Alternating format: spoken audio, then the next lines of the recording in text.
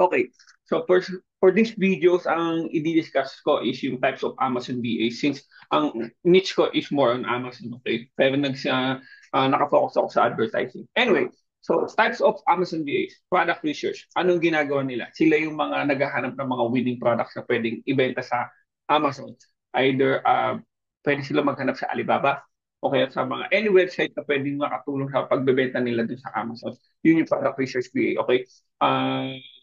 Susunod is Catalog BA. Okay, sila naman yung in-charge sa paggawa ng mga listing. Title, bullet point, product description. Sila din yung pwede mag-upload ng mga images or video sa product listing. Okay? And under din sa catalog is yung inventory BA. Sila din yung nagmo-monitor kung ilan na lang yung stock na natitira dun sa Amazon warehouse. Okay, sila din yung nagtatrack ng mga logistic kung nasaan na yung mga items galing sa China or galing sa mga manufacturers. Okay? Yun yung inventory VA. Pero minsan, pinaghihiwalay yung listing VA sa inventory kasi inventory is mas madugo siya pagdating sa inventory. Okay. Customer service VA. Okay. Yung customer service VA, meron namang dito sa Philippines, if I'm not mistaken, dun sa Pasay, meron customer service VA, sila yung mga nasa call center. Pero meron ding mga ibang kliyente na nag-hire ng customer service BA para sila yung mga sasagot ng mga complaints ng mga buyers nila.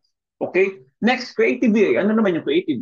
Sila yung mga nagdi-design ng images sa ng mga videos, gumagawa ng videos. Pero ngayon, sa panahon ngayon, dahil sikat ng AI, pwede na natin gawin yan. Kahit hindi ka magaling sa graphics or sa video, kung marunong ka lang gumamit ng right prompt sa AI, pwede ka na din makagawa ng mga images and videos.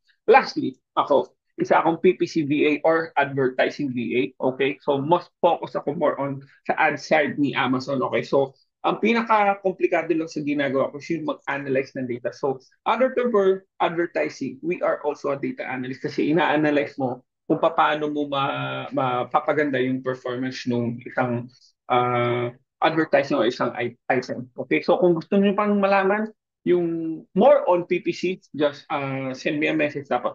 Let's talk about it. Okay, that's all for today. Thank you. Bye-bye.